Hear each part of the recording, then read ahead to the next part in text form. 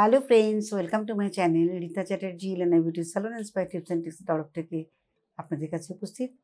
সকলে খুব ভালো আছেন নিশ্চয়ই, কারণ সবসময় আমরা ভালোটা শুনতে ভালোবাসি, আর ভালো শুনে মনটা ভীষণ ফুল্ল হয়ে যায়।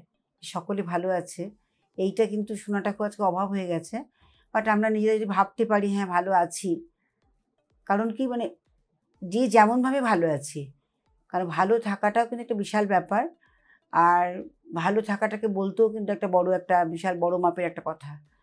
কিন্তু আমাদের ভালো থাকতে হবে, ভালো বলতে হবে, ভালো শুনতে হবে, তাই না? নাহলে তো আমাদের জীবন ক্ষণিকের জীবনই আমাদের শেষ হয়ে যাবে। ফ্রেন্ডস, একটা কথা বলি, যেটা আমার মনে হয় ভীষণভাবে এটা কিন্তু হচ্ছে, আজকাল ছেলেমেয়েরা প্রচণ্ড পরিমাণে কম্পিউটারে কাজ করে। তাদের এই বসে থেকে থেকে কন্টিনিউ হাতের উপরে প্রেশার দিয়ে দিয়ে লং টাইম তারা কাজ করছে, বসে থাকছে। বা বাচ্চারা যারা স্কুলে লেখাপড়া করছে তারাও কিন্তু টেবিলের মধ্যে হাত রেখে আমরা বসি, অনেক সময় কনুইতে প্রচণ্ড পরিমাণে একটা ব্ল্যাক প্যাচেস এসে যায়। এটা হওয়ার কারণটা কি? প্রথম সেই আবার ডিহাইড্রেশন। কারণ আমাদের যথাযথ পর্যাপ্ত পরিমাণে যদি আমাদের বডিকে আমরা হাইড্রেট না করি, ভেতর থেকে স্কিন ড্রাই হতেই থাকবে। আর ড্রাই স্কিন খুব তাড়াতাড়ি যে কোনো ব্যাপারে কিন্তু ক্যাচ করে। যেমন ড্রাই স্কিন আমাদের যেমন রোদে গেলে ঝপ করে ট্যান এসে যায়, ড্রাই স্কিন ঠিক তেমনি এরকম ধরনের এই যে ডেড স্কিন জমে গিয়ে ড্রাই হয়ে যাওয়া আর সেখানে একটা ব্ল্যাক প্যাচেস হয়ে যাওয়া, এটাও কিন্তু সেম একই একই মানে হচ্ছে। কারণ ব্যাপারটা হচ্ছে যে যখন এই ধরনের ডেড স্কিন জমে জমে জমে জমে বা হার্ড হয়ে গিয়ে স্কিনটা যখন হার্ড হয়ে গিয়ে একই জায়গায় ক্রমাগত একটা প্রেশার আস্তে আস্তে আস্তে একটা ভীষণভাবে একটা মোটা ধরনের লেয়ার হয়ে যায়, তখন সেখানে একটা ব্ল্যাক প্যাচ এসে যায়। বিশেষ করে এই জায়গাটা আমরা ম্যাক্সিমাম দেখতে পাই যে ডেড স্কিন জমে গিয়ে এখানে ব্ল্যাক প্যাচেস আসে। আর একটা হয় যেটা হচ্ছে যাদের হেভি চেহারা থাকে, ওবেসিটি বেশি থাকে, তাদের হেলদি চেহারাতে কি হয়, যেখানে ভাঁজ পড়ে যায়, যেমন গলার এইরকম জায়গাগুলোতে প্রচণ্ড পরিমাণে একটা ব্ল্যাক প্যাচ আসতে থাকে। তো এগুলো কারণ হচ্ছে ওটাই, সেখানেও তাই। গরমের সামারে কী হয়, প্রচণ্ড পরিমাণে আমরা ঘাম হয়, তাদের ওবেসিটি বেশি বা তাদের হেলদি চেহারা থাকে, তাদের কী হয় এইসব জায়গাগুলো প্রচণ্ড পরিমাণে ঘামতে থাকে কন্টিনিউ, এবং সেই ঘামটাকে জমে জমে জমে জমে জমে সেই জায়গাটা একটা ব্ল্যাক প্যাচ এসে যায়। আর এই ব্ল্যাক প্যাচটা যদি রেগুলার বেসিসে আমরা স্ক্রাবিং করে ময়েশ্চারাইজিং না করি, তাহলে এটা কী হয়, বাড়তে বাড়তে বাড়তে ডেড স্কিনগুলো জমতে জমতে আবার সেই কালো একটা প্যাচ এসে যায়। অনেকেই প্রশ্ন যে এখান থেকে মুক্তি পাওয়া যায় কী করে, ঝট করে কী করে কমাবো? কিন্তু এটা কিন্তু একদিনে আসেনি, এটা মাথায় রাখতে হবে। যেহেতু অনেক দিনে এসেছে জিনিসটা, সেই টাইমটাও কিন্তু দিতে হবে ঠিক সেইভাবে তার রেমেডি দিয়ে তাকে কিওর করার। প্রথমত হচ্ছে যাদের এই কনুইতে যাদের হার্ড স্কিন জমে গিয়ে ব্ল্যাক প্যাচ হয়ে গেছে, তাদের জন্য বলছি, কাঁচের প্লেটের মধ্যে আপনারা খাবার সোডা নেবেন। খাবার সোডা আর লেমন জুস, মানে হচ্ছে পাতিলেবুর রস, ওটাকে খুব মানে 1 চামচ পাতিলেবুর রস আর হাফ চামচের মতো মানে খাবার সোডা, বেকিং সোডা নিচ্ছেন, নিয়ে তার মধ্যে খুব ভালো করে মিক্স করছেন, করে নিয়ে ওর মধ্যে অ্যালোভেরার জেল খানিকটা দিয়ে দেবেন। কারণ স্কিন ড্রাই হতেই থাকবে, সেই জন্য ময়েশ্চারটাও পাবে, সঙ্গে একটা অ্যাসিডিক ব্যাপার থাকবে যেটা স্কিনটাকে পাতলা করতে সাহায্য করবে, নরম করতে সাহায্য করবে। এটা যদি আস্তে আস্তে আমরা স্ক্রাবিং করি, তো আস্তে আস্তে ডে বাই ডে করতে করতে করতে করতে ডেড স্কিনটা চলে যাবে, পরিষ্কার হয়ে যাবে। কিন্তু যেটা হওয়ার পরে পরেই যখন হবে তখন দেখতে ভালোই লাগবে যে অনেকটা তো ক্লিন হয়ে গেছে, আমার তো কোনো অসুবিধা হচ্ছে না। তারপরে কিন্তু যদি আমরা সেখানে ময়েশ্চারাইজিং না করি, যেমন অ্যালোভেরা দেওয়া হলো, বাট ওটাকে তো আমরা ক্লিন করবো, করার পরে যেটুকু অ্যাবজর্ব হওয়া হয়েছে বাকিটা তো বেরিয়ে যাচ্ছে।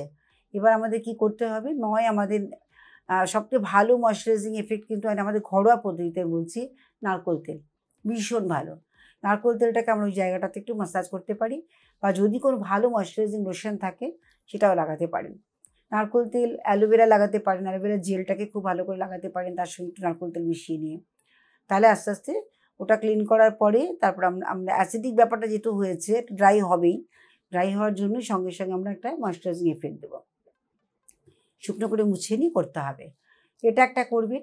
আর একটা হচ্ছে করা যেতে পারে, টমেটো নিয়ে তার মধ্যে চিনি দেবেন, একটা কাঁচের পেটে চিনি, বড় দানার চিনি নিয়ে তার সঙ্গে টমেটোটাকে স্লাইস করে কেটে নিয়ে সেটাকে দিয়ে আমরা আস্তে আস্তে গলার চারধারটা যে কালো প্যাচ হয়ে যায় সেখানে স্ক্রাবিং করতে পারি, যতক্ষণ না চিনির দানাগুলো গলে যাচ্ছে।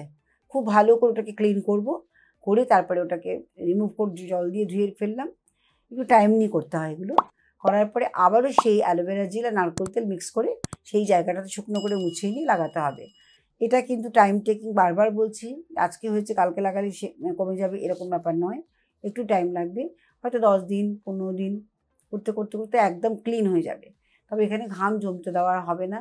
শীতকালে এই জিনিসগুলো কিন্তু প্রচণ্ড পরিমাণে প্রকটভাবে দেখা দেয়, যেটা গরমকালে আমরা বুঝতে পারি। যেমন মাঙ্কি প্যাচ যেটা আসে, অনেকেরই আছে, এটা গরমে দেখবেন ইনভিজিবল থাকে, দেখা যায় না খুব একটা, কিন্তু শীতকাল যখন আসে ঠান্ডার সময় সঙ্গে সঙ্গে দেখা যাচ্ছে মাঙ্কি প্যাচটা প্রচুর প্রমিনেন্ট হয়ে যাচ্ছে। তখন কি হয়, ওয়েদারটা ভীষণভাবে ড্রাই হয়ে যায়, আমাদের স্কিনও প্রচণ্ড ড্রাই হতে থাকে, আর তখন প্যাচেসগুলো ভীষণ মানে দেখা যেতে থাকে।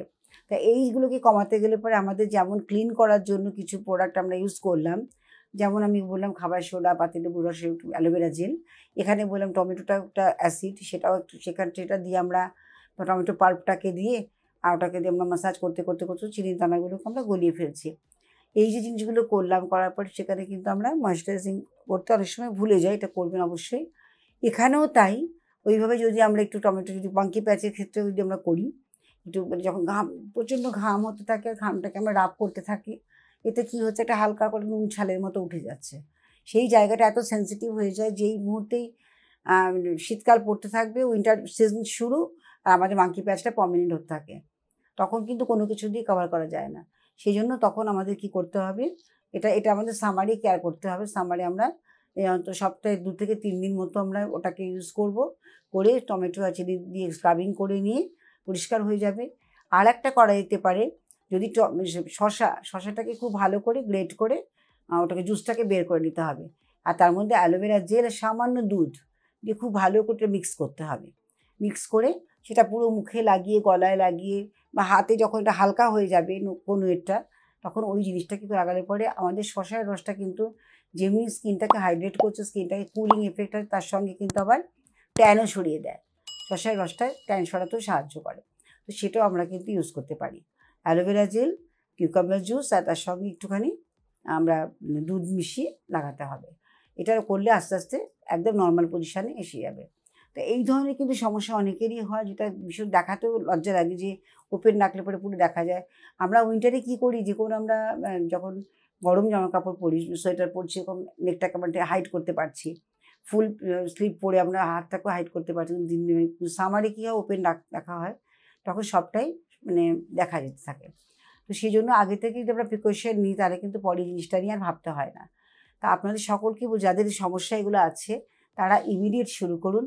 আর স্কিনকে হাইড্রেট করার জন্য প্রচুর পরিমাণে এখন গ্রিন ভেজিটেবল খান। ফ্রুটস একটা মানে আইটেমই রাখবেন, আপনার যে কোনো একটা মিলের সঙ্গে ফ্রুটসটাকে বেশি করে রাখবেন, এটা খাবেন। আর ড্রাই ফ্রুটসের মধ্যে যদি আমন্ড 3 থেকে 4 খানা রাত্রিবেলা জলে ভিজিয়ে রাখলেন, সকালবেলা ছালটাকে ছাড়িয়ে নিয়ে ওটাকে চিবিয়ে খেতে পারেন, তার সঙ্গে 2টো কিশমিশ। এটা খেলে কিন্তু স্কিনটা অনেক ভালো থাকে, অনেক নারিশ হবে স্কিন। তো এই জিনিসগুলো আমাদের হাতের কাছে আছে, কিন্তু আমরা ইউজ করতে ভুলে যাই। আর যদি আপনারা মনে করেন না এগুলো আমি ইমিডিয়েট কিছু করতে হয়, তাহলে আমাদের কিন্তু পিলিংয়ে আসতে হবে, এবং সেটা কিন্তু সম্ভব একমাত্র স্যালনে এসে এক্সপার্টদের কাছে করতে হবে।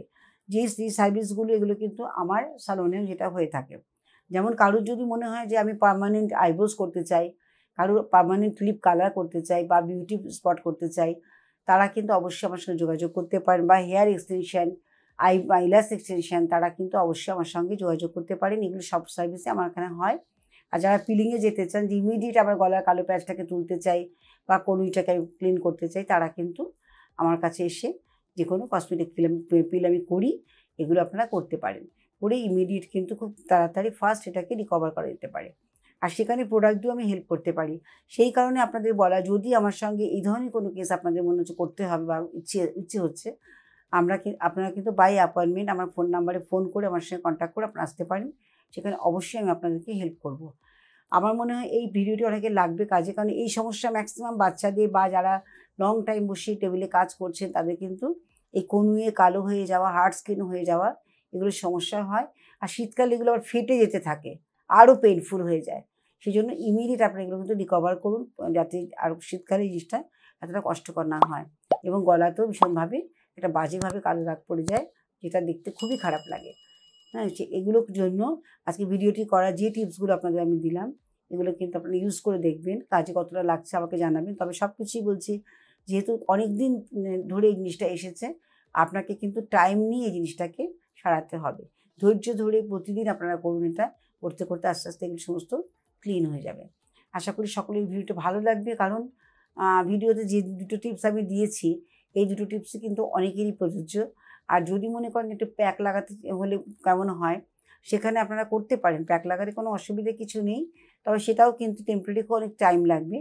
আপনার স্ক্রাবিং তো করছেনই ওইভাবে টমেটো চিনি দিয়ে, তাছাড়া আপনারা যখন প্যাকটা লাগাবেন তখন অবশ্যই বেসন নিয়ে টক দই আর বেসন খুব ভালো করে ফেটিয়ে নেবেন, নিয়ে তার মধ্যে একটু মধু দিয়ে দেবেন, আর গাজরের রস বেশ করে গ্রেট করে গাজরের রস বা শসার রস দিয়ে ওটাকে প্যাক তৈরি করে লাগিয়ে আধ ঘন্টা রাখবেন।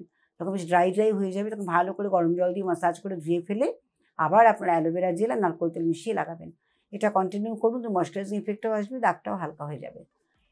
আশা করি ভালো লেগেছে আপনাদের। যদি ভালো লেগে থাকে আর যদি মনে করেন আমার সঙ্গে দেখা করতে চান, অবশ্যই কন্ট্যাক্ট করবেন বাই অ্যাপয়েন্টমেন্ট। আর এটা ভালো লাগলে সাবস্ক্রাইব করুন, আর ভুলবেন না একদম, আর বেল আইকনটি অবশ্যই বাজিয়ে নেবেন পাশে থাকা বা বেল আইকনটি। আর তার সঙ্গে কিন্তু আমি বলবো প্রচুর পরিমাণে শেয়ার করুন, কমেন্টস করুন। আজকের মতো শেষ করছি, দেখা হচ্ছে নেক্সট ভিডিওতে।